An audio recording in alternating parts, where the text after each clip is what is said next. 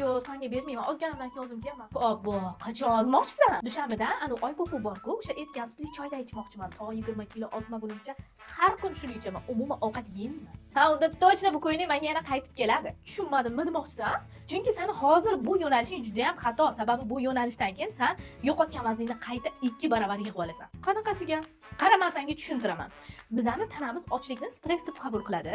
Stressdan keyin metabolizm, ya'ni energiya almashinuvi sekinlashadi va sen yana ovqatlanishni boshlaganingda esa har bir ovqatdan seni tanang ko'proq zaxira yig'ishni boshlaydi.